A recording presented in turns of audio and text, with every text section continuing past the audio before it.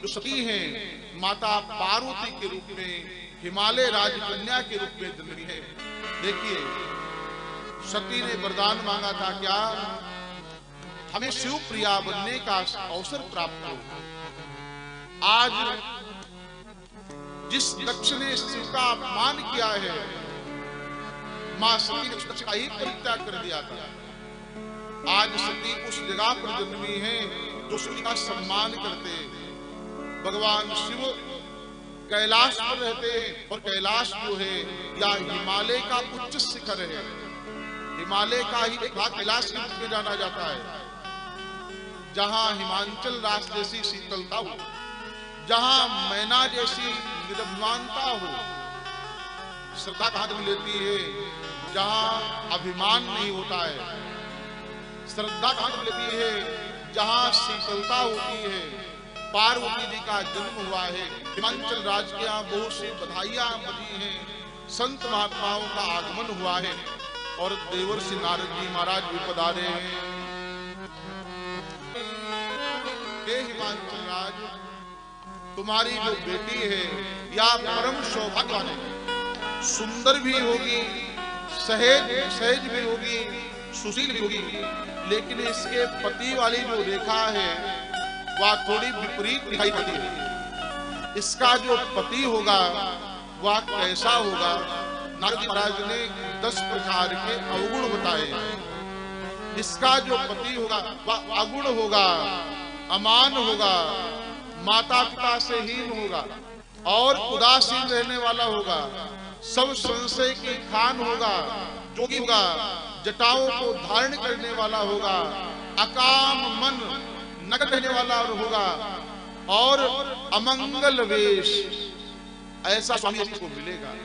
अब आप देखिए, देवर्षि नारद जी महाराज जो अवगुण बता रहे हैं, अगर वह संसार में किसी व्यक्ति में हो तो दोष है, लेकिन वही अवगुण भगवान शिव में दिखाई पड़े तो वह दोष नहीं बन जाते हैं।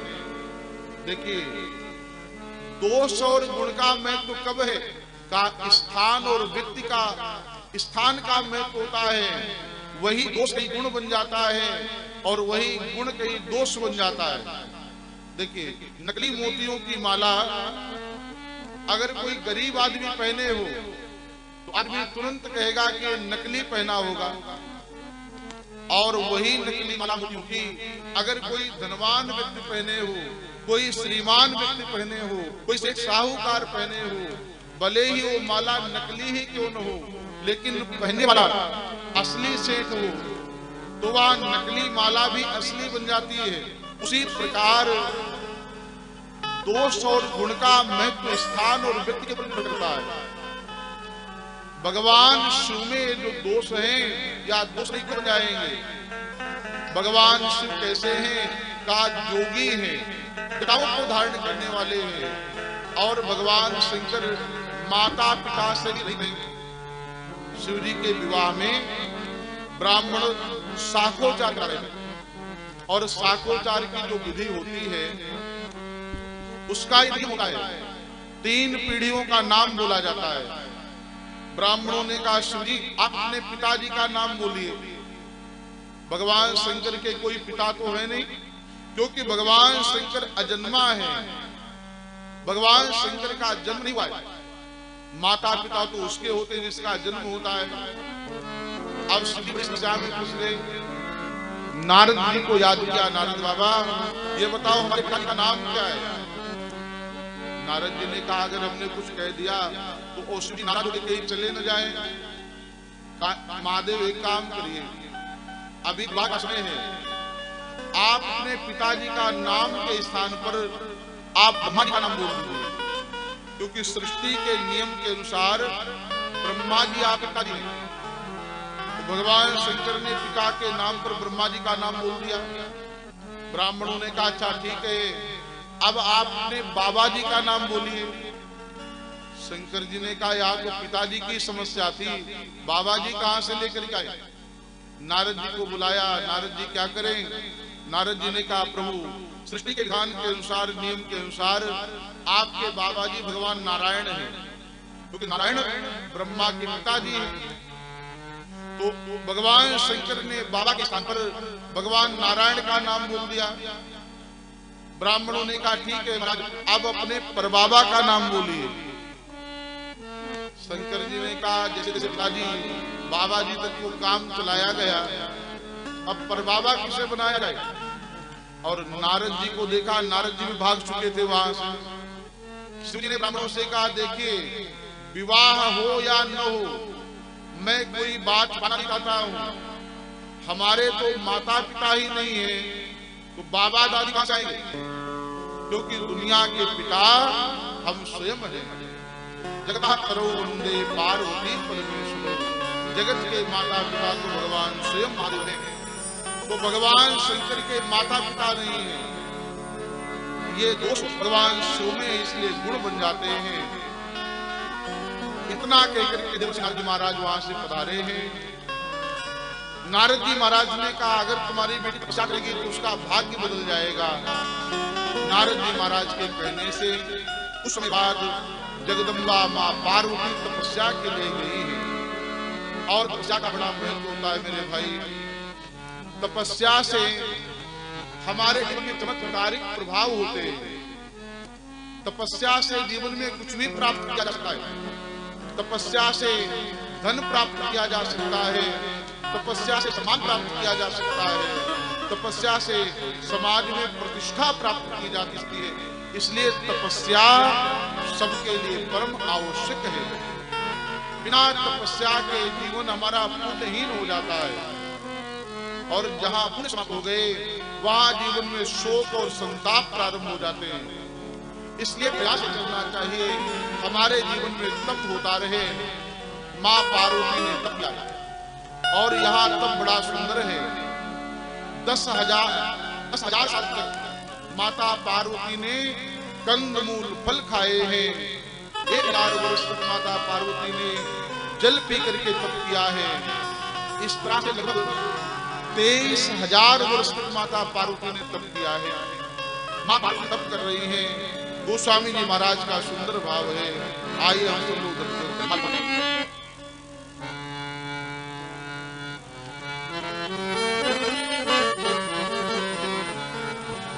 संपत साहब फूल फल खाए,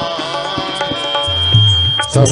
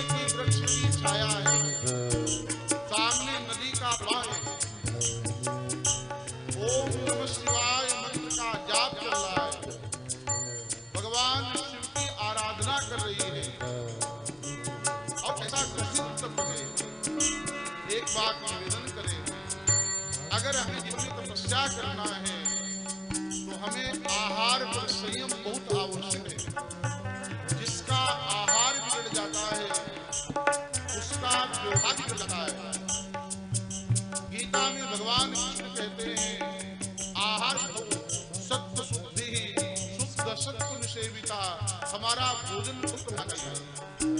पहले आपको याद होगा लोग जमीन पर बैठ के पाटे के ऊपर भोजन रखते थे और बड़ी श्रद्धा के साथ भोजन करते थे। मां पार्वती ने 23,000 वर्ष तक किया है।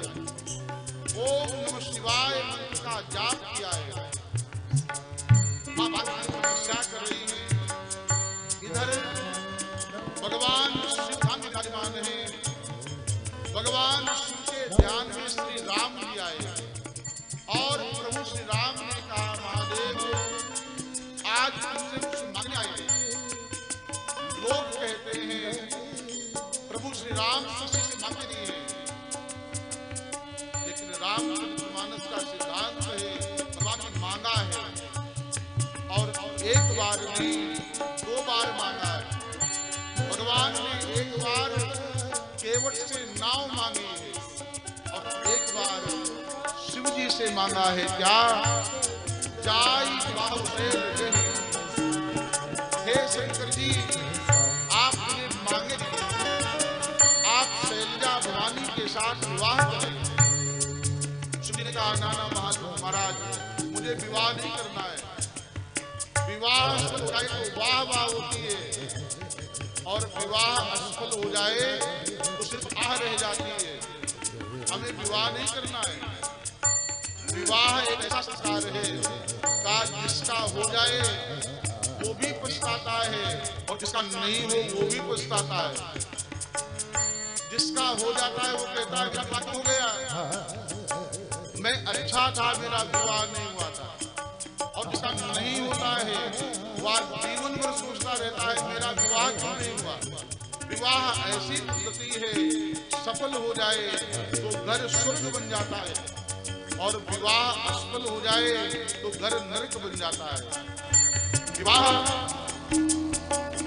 मनुष्य जीवन का श्रेष्ठ संस्कार माना जाता है, लेकिन शिव जी कहते हैं महाराज मुझे विवाह नहीं करना। विवाह की इतनी जटिलताएं होती हैं, ये मैंने एक बार विवाह करके देख लिया है, अब मुझे विवाह नहीं करना। देखिए एक संत बड़ी विनोद की बात कहते थे, जब विवाह होता है ना तो 1 वर्ष तक पत्नी जो है वह चंद्रमुखी दिखाई पड़ती है और दूसरे वर्ष का भी जो चंद्रमुखी है वह सूरजमुखी दिखाई पड़ने लग जाती है। पहले चंद्रमुखी का फिर सूरजमुखी और 2-4 साल के बाद वही चंद्रमुखी ज्वालामुखी बन जाती है। इसलिए बात बड़ा डर लगता है महाराज। विवाह में 1 वर्ष तक पति बोलता है, पत्नी सुनती है, क्योंकि पत्नी को कुछ पता नहीं होता है, चाहे जो भी बोले आराम से शांति से सुनती है।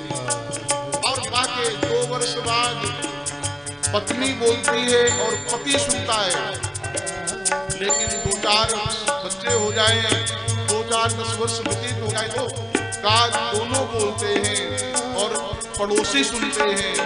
परिवार गृहस्थ आश्रम ऐसा आश्रम है, सफल हो जाए तो स्वर्ग बन जाता है। शिव जी कहते हैं महाराज मुझे नहीं करना है। राम जी कहने लगे मैं मांगने आया हूँ, जाई विवाह शैल नहीं यहाँ मुझे मांगे दे। प्रभु आप मांग रहे हैं, आप मांगे तो मैं प्राण भी दे सकता हूँ। राम जी ने कहा प्राण नहीं चाहिए, आपसे वचन चाहिए, आप वाह करेंगे। शिव जी ने कहा जैसी आपकी आज्ञा, मैं आपकी आज्ञा के माथे पर धारण करता हूँ। राम जी ने कहा महाराज आप मेरी आज्ञा माथे पर धारण करेंगे तो गंगा जी के साथ ये आज्ञा भी बह जाएगी। माथे पर धारण करें, फिर कहा हमारी आज्ञा को अपने हृदय में धारण करें। और भगवान ने हाथ जोड़ करके प्रभु श्री राम की आज्ञा को स्वीकार किया है। भगवान ने सप्तर्षियों को बुलाया, सप्तर्षि परीक्षा लेने के लिए आए। माता पार्वती ने परीक्षा में बहुत ही सुंदर शब्दों का चयन करते हुए कहा मुझे तो शिव ही प्रिय है। एक जन्म नहीं हजारों हजार जन्म लग जाए, मुझे शिव के साथ ही विवाह करना है। ऐसा कहकर के सप्तर्षियों को वहां से वापस भेज दिया है। देखो शिव जी की समाधि 2 बार बनी, एक बार श्री राम के द्वारा और दूसरी बार काम के द्वारा।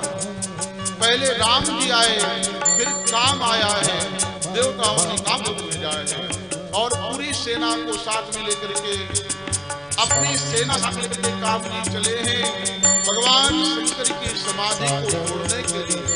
और जिस वृक्ष के नीचे भगवान शिव बैठ के समाधि लगा रहे हैं, कामदेव ने बाण का संधान किया है और उस समय काम का प्रभाव समस्त संसार में व्याप्त हो गया था। भगवान शिव के हृदय में छुप आया। भगवान शिव ने नेत्र खोला और तीसरा नेत्र खोलते ही वह कामदेव जो है वह जल करके राख हो गया। वो स्वामी जी महाराज कहते हैं